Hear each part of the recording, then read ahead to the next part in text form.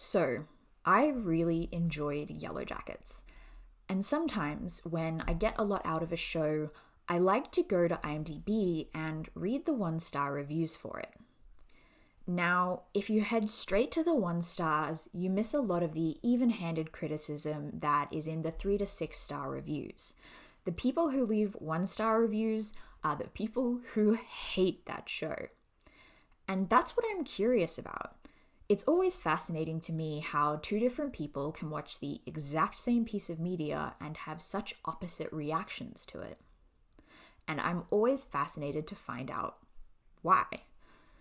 Now, I will admit, going in, I did have some assumptions.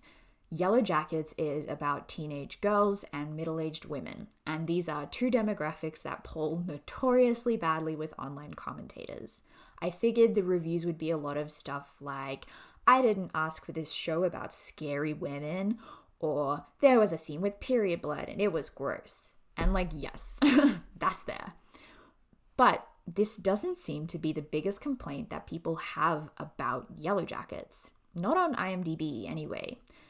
In fact, the main recurring points of contention were: it's just a ripoff of Lord of the Flies, it's confusing and it jumps around too much, the characters are unlikable, and it's boring. It teases all this stuff, but it's not really about anything. So today, I want to go through these complaints and talk about them. Now, I'm not trying to be a dick to these people.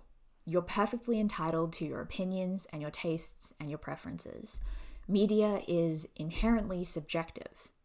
I'm not going to sit here and try and say that somebody's wrong for not liking Yellowjackets just because I thought it was great. But I do find it really interesting that the things people hated most about Yellowjackets were what I really loved about it. What they thought was tedious and a waste of time was what I thought was innovative and beautiful. In a way, I don't actually disagree with the fundamentals of what these reviewers are saying. I can see why, if you look at any one of these elements in isolation, it could be underwhelming or unenjoyable. But these 4 elements aren't operating in isolation. And I think when you connect all of these ideas together, it can shift your perspective. In this video, I want to look at how these ideas operate with one another, how they work together to make a narrative that, to me, is really incredible.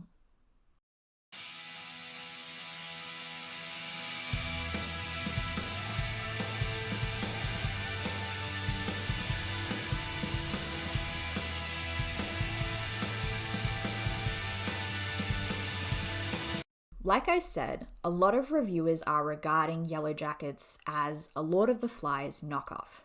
And it's not just the 1-star reviewers on IMDb. Yellowjackets is kind of a hard show to explain, and so a lot of the people writing about it are falling back on these comparisons. Pretty much every article about the show references Lord of the Flies, Lost, or The Wilds. It's pretty easy to see why you would naturally connect these stories. All of them are about a plane that crashes in some kind of wilderness, leaving the passengers struggling to survive away from the world that they know. To varying extents, they're also about how this experience changes the characters as people and shifts their relationships with one another and themselves. On a more granular level, Yellowjackets borrows from, or at least shares close similarities with, all of its predecessors. Like Lord of the Flies, Yellowjackets is about young people and their capacity for violence. Like Lost, Yellowjackets incorporates aspects of the supernatural. And like The Wilds, the passengers in Yellowjackets who end up stranded are mostly teenage girls. But does this borrowing make Yellowjackets a ripoff? This is the point in this video that I'm going to go into in the least depth, because I think the answer is pretty straightforward. It's no. The answer is no. Firstly, borrowing is a fact of genre. That's how we end up with tropes and conventions. Storytelling is inevitably, in every case, collaborative. You are collaborating with writers who have worked before you. Yellowjackets takes some things from these previous narratives and leaves behind others. In large part, it's also writing back against or alongside these stories. There's that great anecdote from Ashley Lyle, the show's co-creator, who saw someone online saying that Lord of the Flies would never happen with women. And she said that she remembers thinking, "You, sir, have never been a teenage girl." This is why my personal criteria for whether I consider something to be a knockoff or a ripoff of something else is whether the second story engages with or expresses something that the first story does not. What have you brought with you? What is here now that wasn't here before? Yellowjackets finds gaps in these pre-existing stories and explores them. Now, obviously this doesn't mean that the original Lord of the Flies was wrong for not including girls. Lord of the Flies wasn't about girls, but their absence does evoke questions, and questions naturally spur creativity. This same line of thinking can be applied to considering Yellowjackets' relationship with Lost and the Wilds and the shared premise of the plane crash. There are things that those shows don't delve into that Yellowjackets does, and vice versa. Of course, a plane crash isn't the only thing that Yellowjackets has in common with the Wilds or Lost. Like these earlier shows, Yellowjackets also has multiple timelines. In the case of Lost and the Wilds, the primary focus is on the time that the characters spend on their respective islands and their lives leading up to that point. The Wilds does also feature a third timeline that is set shortly after the girls are rescued. And this is relevant to Yellowjackets because the Wilds doesn't do a whole lot with this third timeline. Now, this isn't me saying that the Wilds sucks or anything like that. I really enjoyed the Wilds.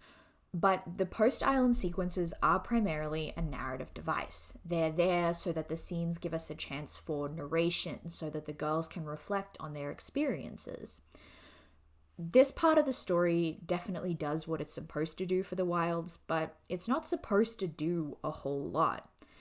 And this is where I think Yellowjackets, apart from the obvious differences like cannibalism, really sets itself apart from Lost and the Wilds.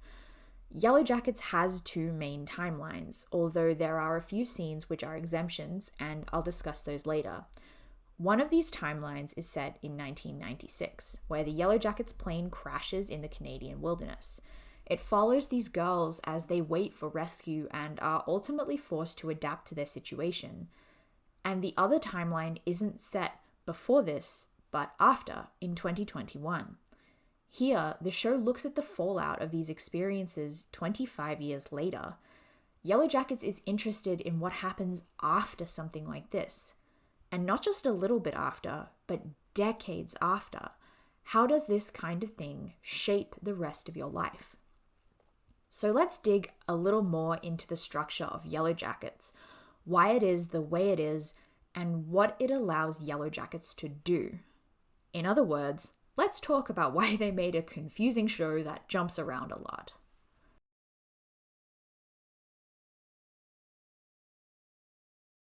Okay, so before we get into this timeline stuff, let's talk a bit more about what Yellowjackets is on a story level.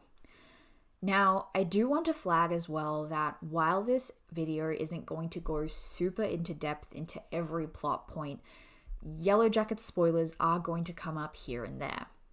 I did have the show spoiled for me before I watched it, and to be honest, it didn't negatively impact my viewing experience at all, but I do know that some people are very spoiler averse, so consider yourself warned. And do please also note that Yellowjackets is kind of an intense show. I think it's rated at about 17 plus, and my discussion is going to reflect that. Like, I'm not going to show any graphic clips or anything, but there will be references to things that happen, so make sure you're prepared to hear a discussion of that. So, the Yellowjackets are a varsity soccer team from New Jersey. In the pilot, it's 1996, and the team has just won the state championships, and they'll be heading to nationals. Over the course of the episode, we see their life in high school together, and get a sense of the group dynamics and the kinds of people that they are. One of the players has a rich dad, and he charters a plane for them to fly to nationals. Just before the credits, this plane starts to go down. Throughout the same episode, these scenes from 1996 are intercut with scenes from 2021. In 2021, we're following the surviving Yellowjackets, who are all living quite different lives. They each have individual plots going on, but they're drawn back together by two things. Firstly, some of them are being blackmailed by somebody who is threatening to expose what really happened out in the wilderness. And secondly, some of them have been contacted by a journalist who offers them a book deal if they'll talk. Screen time is split approximately between these two timelines, and the show mostly focuses on 4 de facto protagonists who appear in both timelines. There's Shauna, who is now a housewife in suburban New Jersey, Thaisa, a lawyer who is running for Senate, Misty, a nurse and amateur investigator, and Nat, who is getting out of rehab again. There is also one huge exception to these two timelines. The opening of the pilot takes place at some point between them in what we can assume is around late 1997. A naked brunette girl is chased through the snow into a pit of spikes. A group of people cloaked in furs, whose identities are masked by their costumes, hoist her body up a tree and drain it of blood. Throughout this first episode, we see a few more snippets of them, and we eventually realize that they have cooked and eaten her while partaking in some sort of ritual. Now that we've established the basics of the premise and the structure, let's talk about why they've chosen to do it this way. Well, in my opinion, the structure is one of the most significant choices that the Yellowjackets writers made. Pretty much everything I enjoy about this show is directly and sometimes solely enabled by this structure. Firstly, the structure of the show is absolutely essential to how Yellowjackets create suspense, because it does not take the obvious route. When your story is about a group of people who crash in the wilderness without what they need to live, you kind of have this baked-in suspense that comes from the question of whether they're going to survive. And Yellowjackets, to an extent, immediately does away with this question, right? Like, from the opening sequences of the show, we see Shauna, Ty, Misty, and Nat all alive in 2021. We know for a fact that they don't die in the wilderness. And in theory, this should lower the stakes of the show. These are the characters that we spend the most time with, that we're the most invested in. This approach stands in contrast to other shows like Game of Thrones, which have won and kept audiences by setting the precedent that any character, no matter how beloved, could die at any time. And yes, Yellowjackets does keep this aspect to a degree. There are more than 4 girls in the soccer team, and only a select few of them are confirmed alive in the future, and so this leaves the rest of them basically up for grabs. We know from the scene in the pilot where Shauna references the others that these 4 aren't the only ones who have survived, but that's all we get. Like, often other characters who get a lot of screen time, like Jackie, Van, Laura Lee, Lottie, and Coach Scott, may or may not make it out of the wilderness, and the show is definitely comfortable wielding this fact. 2 characters do die in season 1, and a couple of others come pretty close. But I think that the majority of the suspense in Yellowjackets doesn't come from whether or not the characters will survive, but what they will do to survive. And hey, don't just take it from me. Take it from this 1-star reviewer. Like I said, there are a series of scenes in the pilot that communicate to us that the girls will eventually devolve into what is effectively a cannibal cult. In fact, this is literally how the show opens. Before we even meet our main characters, we know what they're capable of. In the case of the 1996 characters, this is what they will become, and this is who their future selves have already been.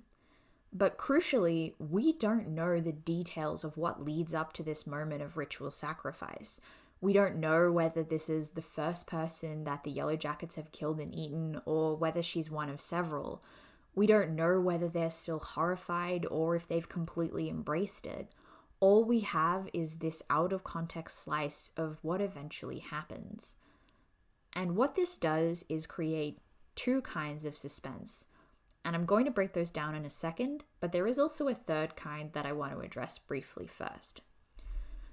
So just quickly, the most obvious type of suspense comes from when the characters don't know something and we also don't know it. So this is usually what happens in most films that have a chronological timeline. Events just come at the characters, and any tension we feel comes from that experience of wondering and anticipating. This is what we're experiencing with the blackmail plot of 2021, where they're waiting to see what's going to happen and we're waiting to see what's going to happen. So that's pretty straightforward, and I'm not going to delve too much into it. I'm much more interested in how the Yellowjacket structure helps to make use of two other kinds of suspense. First off is the suspense that comes from the audience knowing something that the characters don't. And we can apply this to the 1996 timeline. We know from the get-go that these girls are ultimately driven to cannibalism. This looms over their every interaction, over their initial belief that they might be rescued, over their struggle to find food. From the beginning, it raises the stakes because while the characters are hoping that they're going to be saved or find a solution or that everyone will get out okay in the end, we've already seen that this isn't the case. Opening with that scene of sacrifice means that as viewers, we are watchful for clues, looking out for hints as to what will come. And the second kind of suspense comes from things that the characters know that we, the audience, don't. We assume that Shauna, Ty, Nat, and Misty probably are aware of who else made it out of the forest, but they never communicate that to us. They also know of the circumstances that led up to the cannibalism that we've witnessed, but again, this is withheld. Another example is Shauna's pregnancy. They must know what happens to that baby, but we don't. The 25-year gap between these timelines allows such mysteries to exist. It means that neither the characters in 1996 nor their 2021 selves are completely known to us. In 2021, we don't learn the details of everything that happened back then, and so the young Yellowjackets retain a capacity to surprise us. For the same reason, the older Yellowjackets do as well. We're never quite sure exactly what they are capable of or what happened to them. Although, to an extent, like I said, we are aware of what they're capable of. Watching a young Misty is something that makes you pretty cautious of an older Misty, and watching a young Thaisa sleepwalk explains to us strange behaviors in the older Thaisa that might otherwise be obscured to us. This awareness ratchets the tension up another notch because it's one timeline putting things on the table for the other that we might not otherwise have anticipated. We are constantly using one timeline to help us decode the other, perpetually compensating for and building towards this gaping gap in the middle. We use clues from the past and clues from the present to try and make sense of the Yellowjackets opening scene and really the whole show. Now, I want to start to move on to the idea that Yellowjackets is a boring show with unlikable characters where nothing really happens.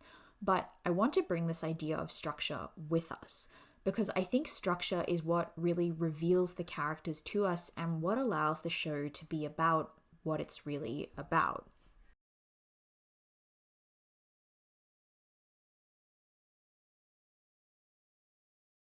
Now, I can see why somebody would find the Yellowjackets characters to be not that likable. They aren't the nicest people.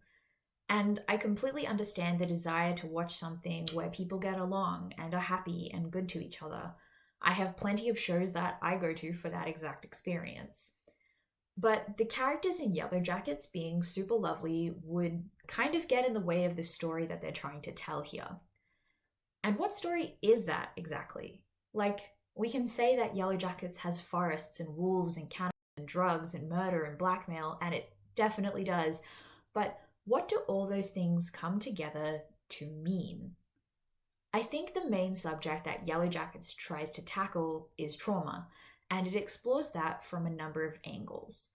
Trauma and its after effects are often complex, invisible, hidden, or disguised as something else, and so it's easy to see how a show about that could feel to some people like a show about nothing. In this section, I'm going to discuss a few of the different ways that Yellowjackets looks at trauma, and I want to particularly focus on the role that structure plays in realizing these ideas. I want to talk about how Yellowjackets positions trauma in the larger world of its narrative and in relation to its audience. One of the big topics that Yellowjackets is interested in is how trauma becomes commodified, spectated on, and claimed by other people. From the pilot of Yellowjackets, it's really apparent that the plane crash and the ensuing 9 months spent in the wilderness have been a matter of public interest. Modern-day Shauna has a copy of Us Weekly that refers to the 25th anniversary of the crash, and one of her first scenes is with a journalist who comes to discuss the possibility of a 7-figure book deal with her, one that Shauna immediately turns down. It's clear to us that they've never disclosed what happened out in the wilderness and that they don't want to, but that people are really, really curious. And throughout the show, these curious people are framed as, at best, annoying and at worst, damaging to the adult Yellowjackets.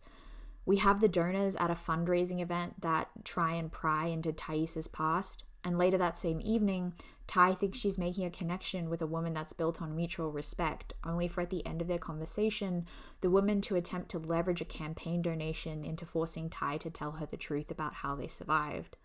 At another point in the season, Thais' opponent runs a smear campaign suggesting that their refusal to talk about what happened implies some very dark things. When Shauna meets Adam, she begins to doubt whether he's really interested in her or whether he just wants to get close to a Yellowjacket.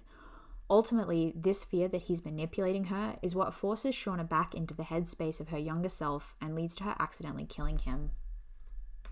As I said, these characters who are begging for details are consistently framed as insensitive, rude, desperate, or deeply unkind.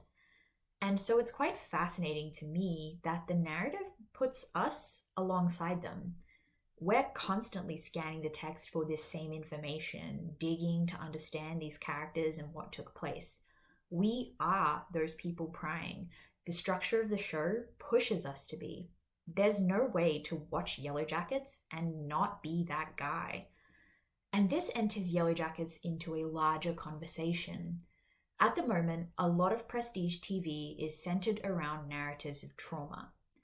I'm not saying that's a bad thing, although I will say it's a complicated thing that has been carried out to various degrees of success. Some really interesting articles have been written about this phenomena, like this one, but I'm not going to try and comment on this more broadly. What is worth noting is that the majority of these shows position trauma at the heart of the narrative. Often it's either something we observe in great detail that literally happens on the screen in front of us, or it's at the crux of the narrative, like a question we're wondering about until the final episode. Take, for example, Fleabag, where we spend the whole first season watching the narrator cope with something and find out in the last episode what that is. And Yellowjackets, we can argue, falls into this trend in a kind of way. It's very much a show about something extremely bad happening to a group of people. But in at least as much as Yellowjackets participates in this movement, it also critiques it. It takes pains to point out that we, as audiences, are watching these people go through awful things. Yellowjackets isn't trying to say that we're bad for that, but I think it tries to introduce the concept of spectatorship to the text. It doesn't condemn its audience for wanting to know the details, but it does demand a level of consciousness about this human tendency. In a lot of ways, Yellowjackets isn't just about what happened to these girls, but about how much everyone wants to know what happened to them. This aspect of the show is really elevated by casting. Melanie Lynskey, Christina Ricci, and Juliette Lewis were all famous teenagers in the 1990s. This was an era that was notoriously pretty dedicated to prying apart young girls' lives, treating them like adults, and then treating them in ways you wouldn't even treat an adult you hated. In real life, they were all subject to this same kind of public hunger that their characters were in Yellowjackets. This affords a level of realism that constantly protrudes into the show. There's no way to pretend that this kind of large-scale scrutiny and dissection doesn't happen and didn't happen, especially in the time that the Yellowjackets would have been rescued. Yellowjackets wonders what that would have been like and considers the fingerprints that leaves. I wasn't born yet when these women were first getting famous, but I imagine for viewers of Yellowjackets who were consuming media in the 1990s that this does invite a kind of reflection on that era. A major reason I would say that Yellowjackets isn't really criticizing its audience for this spectatorship is the character of Allie. Ali was a player for the Yellowjackets who broke her leg right before they were due to fly to nationals, and so she never got on the plane and never got stranded. Now, the least charitable reading of Ali is that she's someone who wants attention that she hasn't really earned. She's trying to take something that doesn't belong to her. But I think that we can also read Ali as someone who's struggling with survivor's guilt.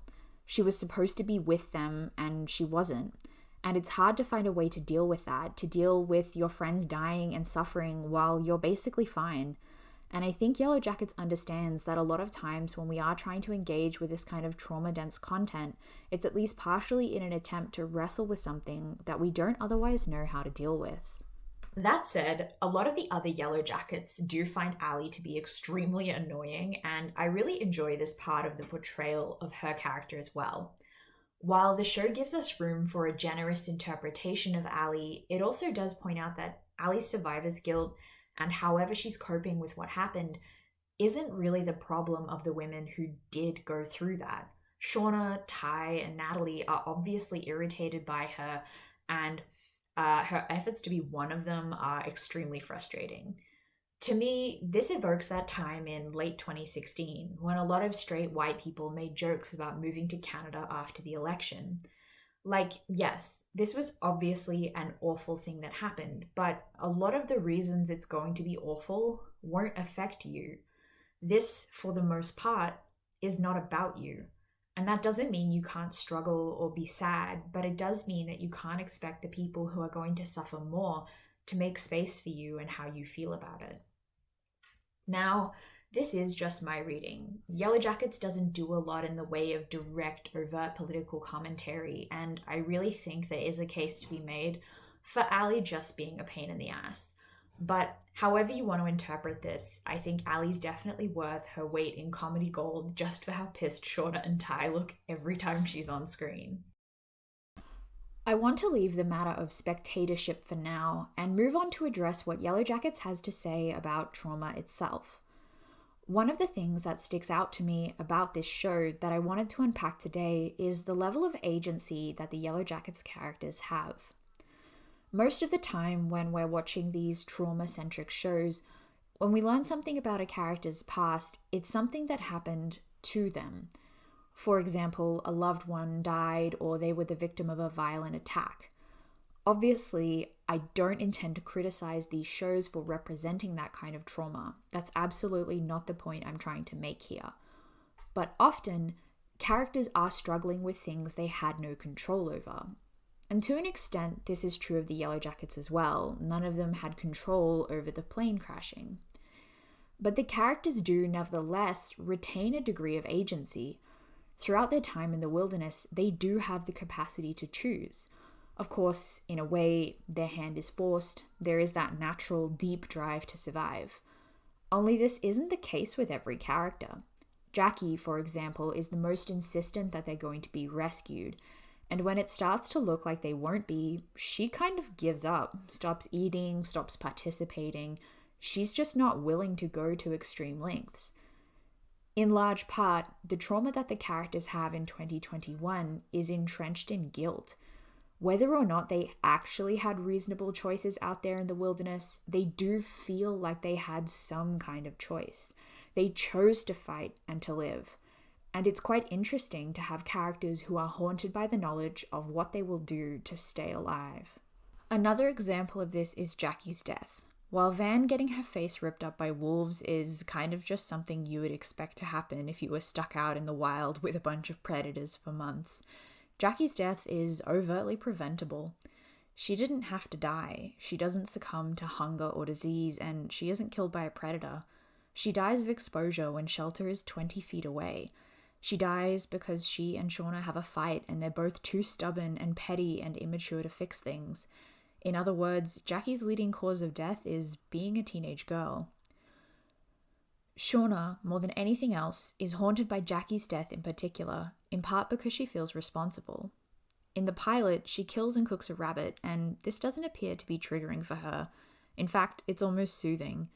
But Jackie's ghost reappears several times over the course of the season, destabilizing Shauna, and Shauna's actress, Melanie Lynskey, referred to Jackie's death as Shauna's life's biggest regret.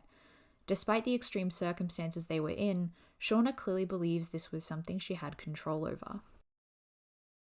Shauna's desire to change things, to go back and do it differently, is made so apparent by the structure of the show, and it's experienced by us as viewers secondhand. Once we learn of Jackie's death in episode 5, the burden of hindsight colours everything. Each time she and Shauna fight or keep a secret from each other, we want to go back and shake them. They don't know it's ending, but we do. We know that these are their last few weeks together and that things would have been so easy to change.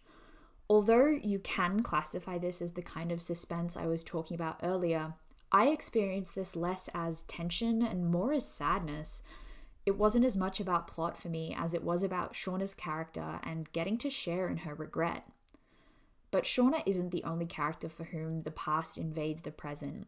They all feel that way. They're haunted by what they did and didn't do and who they became. And structure is, of course, another way we get to explore this idea, that the two timelines are intercut so consistently over the course of an episode and not played one after another gives them this sense of being concurrent. This is compounded by the fact that once we leave New Jersey in 1996, there are no more tape decks or outdated cars. The wilderness doesn't have concrete markers of time. The girls could almost be there today. The present presses against the past, and the past presses against the present. So we've established that what happened to the Yellowjackets is this very horrific thing that they're all still struggling with 25 years later. But what's also really worth commenting on is the fact that their past sometimes does act as a source of power for them. The worst thing that's ever going to happen to these women has already happened. And if we take the perspective that struggling to cope with everything they did is actually the worst thing, then they've been doing that for decades.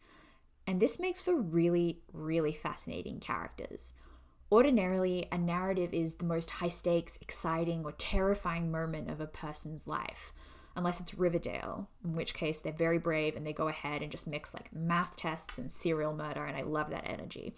But for the most part, narratives tend to focus on the most dramatic parts of a protagonist's life, which makes it such an interesting choice to have these characters who can pretty much handle anything. When they're being blackmailed, they don't just hand over the money. They try and track the blackmailer down and don't hesitate before giving chase to him in a dark warehouse at night. When Shauna stabs a guy, they're all kind of chill about dealing with it. Like, they're annoyed and they don't think it's great, but they're fairly equipped to dispose of a body and come up with alibis. There's even this great line where Shauna says that chopping up a corpse is like riding a really gross, fucked up bike. This would be a little difficult to understand if we didn't have the flashbacks. I think often you get these cool cucumber characters in action movies who've seen it all before, but they just feel super competent in a way that isn't necessarily meaningful to us. But the juxtaposition of 2021 and 1996 means that we really get it. We get why this is something these characters can just do. And this isn't to say that nothing ever phases them. They still have families and jobs and lives and things that they don't want to risk. But we know these women are survivors and that they will always choose their own survival. They are capable of a lot, and this translates into a level of self-possession that is really compelling to witness. They are, by necessity, incredibly resilient. As a result, their arcs as characters are difficult to anticipate. In a lot of narratives, if a character were to accidentally stab somebody, you would predict that in the following season, they would have a downward spiral, either as the result of struggling to handle the guilt or because they'd find they had a taste for violence. But you can't expect either of these storylines from Yellowjackets. Because of their past experiences, these characters aren't going to be affected in predictable ways by what they encounter. After getting rid of a body, all 4 of these women go to their high school reunion like it's no big thing. They just have to keep moving, and so they do. Which isn't to say that they're impervious. They're vulnerable too. They're chased by this fear that they don't deserve to survive, that they don't deserve what they have. They fear their own capacity for violence because they're intimately familiar with it. This creates an internal conflict that really lights up the 2021 timeline. In 1996, the girls are just now discovering what they can do, and that's interesting. But to me, it's much more interesting to see how you deal with the fallout of that.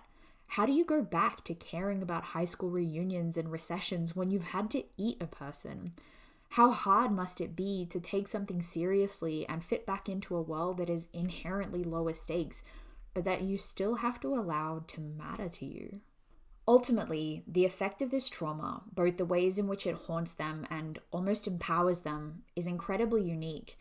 There are only a few people in the world who really understand what it was like and what it is still like, and this binds all these women together in a really unique and unimpeachable way. We don't get the sense that they see each other a lot. Like, it's acknowledged that pretty much nobody has reached out to Misty since like 1998. Shauna and Ty are arguably the closest of the group, but all this means is that they're technically still in touch. They don't see each other much. When Ty comes over to Shauna's place in the back part of season 1, Shauna's husband Jeff observes that Ty has basically never visited them.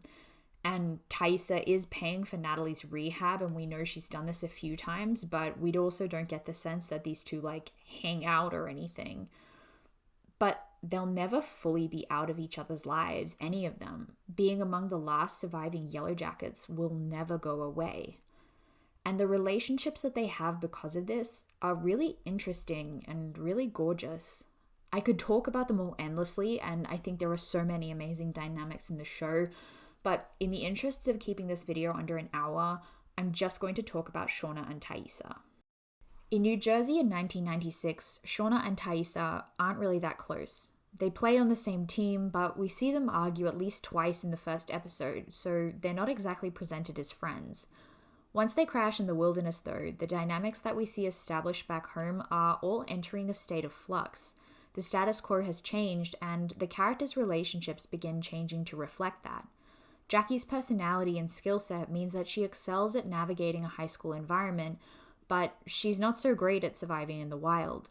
Shauna and Thaisa, by contrast, chafe somewhat at the confines of the old world, but find different strength in the new one.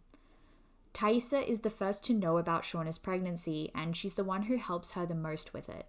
And this ability to help each other never really goes away. When Thaisa is terrified that she's sleepwalking again, she goes to Shauna, and when Shauna begins having an affair, she tells Thaisa. They're both completely non-judgmental of each other in a way that would be really hard to replicate if they hadn't shared those experiences. They appreciate each other's coping mechanisms and their ongoing struggles, and they essentially just don't have moral panic around each other. You really feel that Shauna and Thaisa could say absolutely anything to each other, and no matter how dark, there would be room for it between them. This is especially significant because at various points in the show, you do get a sense for how inevitably lonely they are. Their spouses love them, but there are parts of themselves that they can't bear to unpack with them, and this often creates a distance that can only ever really go away when they're together. The two timelines allow us to see what is effectively the real origin of this relationship and a snapshot of how it has continued. We don't just witness the care that they have for each other, we learn where it comes from.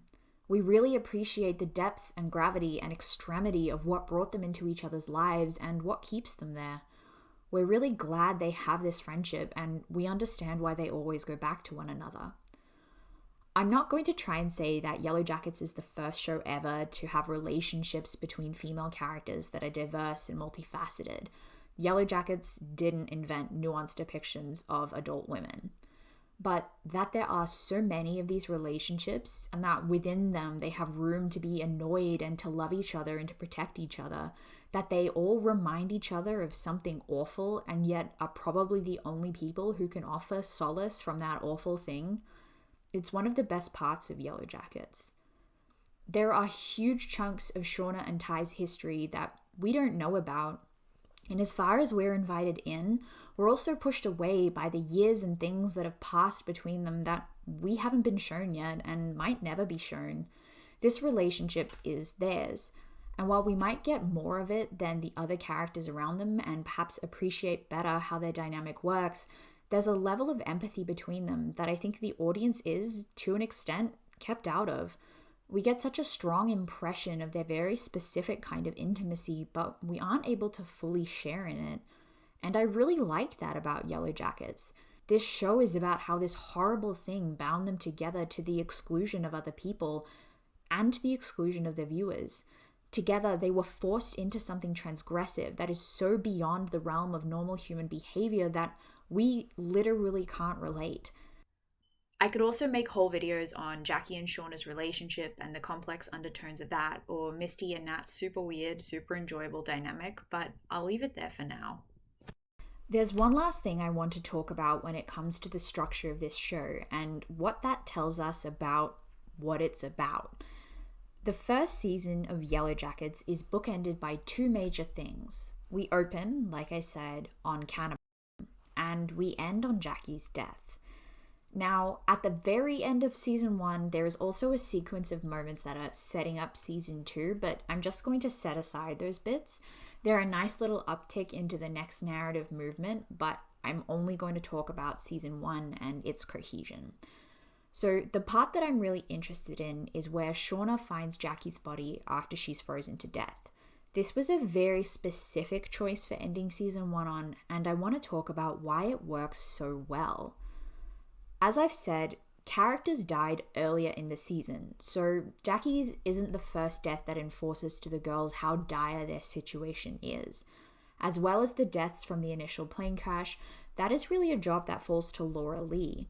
Laura Lee is evocative of innocence and faith and hope. Watching her plane explode is something that really drives home for the girls the fact that they might never make it out of the wilderness.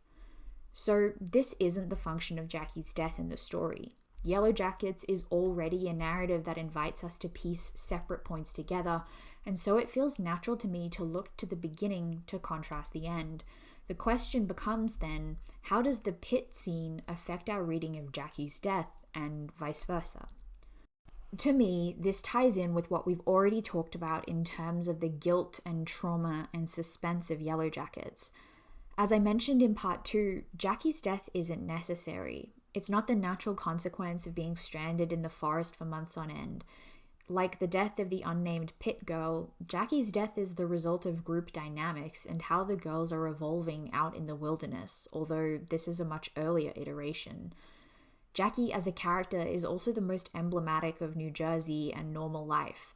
She's the girl whose skill set translates the least well to the forest. She's unwilling to adapt or contribute, and she doesn't really participate in any of this drifting away from society that the other girls are beginning to partake in. Jackie is their firmest tie to where and who they used to be.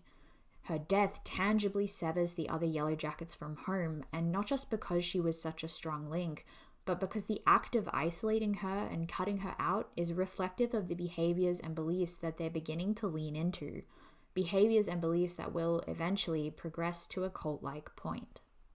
That said, this exists within the important context of the entire rest of the show.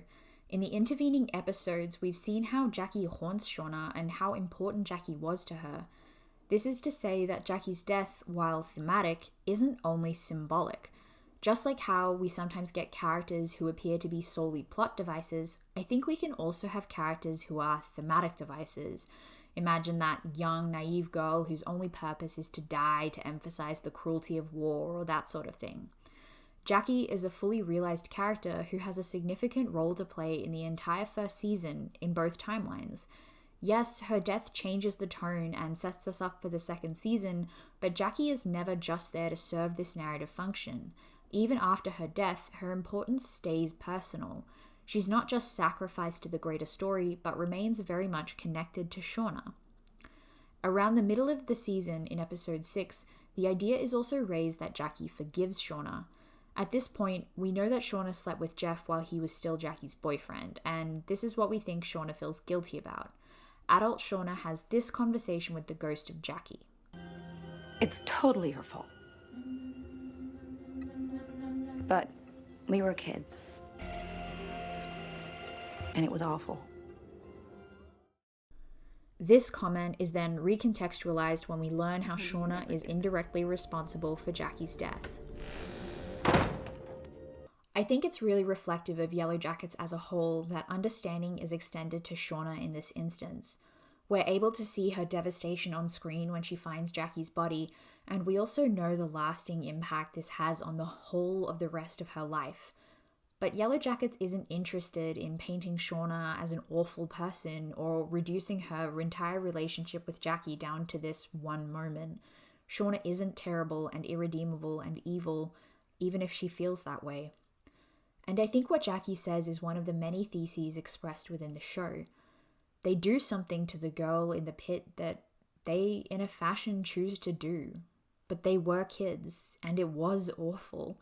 They were in these really extreme circumstances that nobody else could even imagine, and they were high schoolers, constantly juxtaposing their older and younger selves, as well as the presence of other young characters like Callie, really hammers home how young the Yellowjackets were at the time. I think most of them are supposed to be around 17 or 18. Yellowjackets is much more interested in understanding and exploring its characters than it is in vilifying them. There's a certain level of intrigue and thrill that comes from discovering everything that happened out in the forest, but Yellowjackets never tries to leave behind the context. We're always forced to acknowledge what led to this and what the fallout was. I really admire the kind of storytelling that's so invested in its characters and in empathizing with those characters, especially in a situation that inherently challenges our capacity to empathize. Cannibalism is one of the last remaining human taboos, and it's so fascinating to me how a show which has this at its center is so dedicated to humanizing rather than sensationalizing it. Alright, so we have covered a lot of ground today, and I'm not going to pretend it was all necessarily coherent. There's certainly lots more to talk about with Yellowjackets, the supernatural and horror elements and how those are incorporated, how the show deals with queer relationships and queer subtext, the impact parental trauma can have on children, the incredible acting and scoring and cinematography, and that's not even touching on the rest of the plot or the pacing. But this video would end up literally feature length, and I don't think my free video software could export that without crashing, so I'm going to leave it here for now. Today, we've talked about the 4 major sticking points that 1-star reviewers on IMDb had with Yellowjackets. It's a ripoff of Lord of the Flies, it's confusing and it jumps around, its characters are unlikable, and it's a show about nothing. We've looked at how these factors can instead be seen as something that helps the show build suspense and investigate the subject of trauma from multiple angles in a way that's really revealing. Before I wrap up, I want to bring you back to the comparisons between Yellowjackets and Lord of the Flies, Lost, and The Wilds. I know I didn't go too into detail on this topic, but there was one more thing I wanted to say. Something that I noticed is that these last 3 stories are all set on islands. By contrast, the Yellowjackets end up stranded on the same continent as their former society. Despite the characters arguably committing the most violent acts of any of these stories, the wilderness in Yellowjackets is the closest to home. This is certainly a reach of a take, but I really like how this plays into what we've talked about. In intercutting between New Jersey and the wilderness, nothing ever feels very far from the other.